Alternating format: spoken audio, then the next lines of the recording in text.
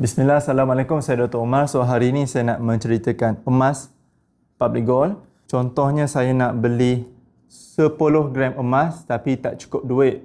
Gaji belum masuk ataupun 10 gram emas ni terlalu mahal. Harga dia lebih kurang 7,000 lah ataupun 6,000.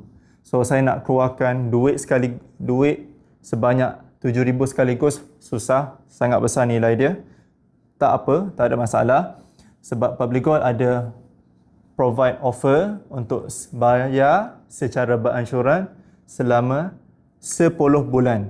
Jadi 7,000 tu bagi 10, jadi 700 setiap bulan. Setiap bulan bila saya dapat gaji, saya akan terus bayarlah yang 700 tu. Nama dia EPP, Easy Payment Purchase.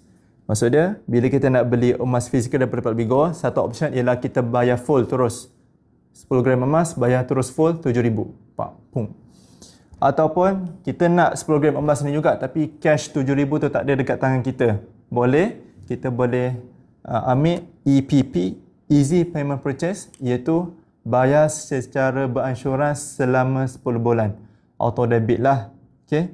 Dan kelebihan bila kita ambil EPP ini ialah kita boleh lock terus harga emas hari ini. Contohnya harga emas hari ini RM600 untuk 1 gram.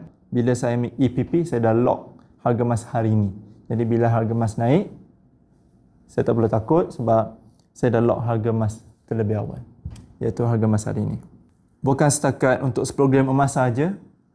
Berapa banyak program yang kita nak beli? Contoh kalau 5, 10, 25, ada ke 25? 5, 10, 50, 100, 250, 1 kilogram emas.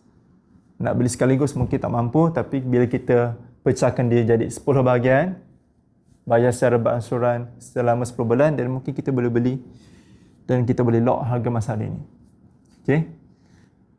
Jadi bila kita nak beli emas daripada public gold sangat mudah ya sebenarnya, sebab public gold ada offer bayaran secara beransyuran untuk kita lock harga emas hari ini.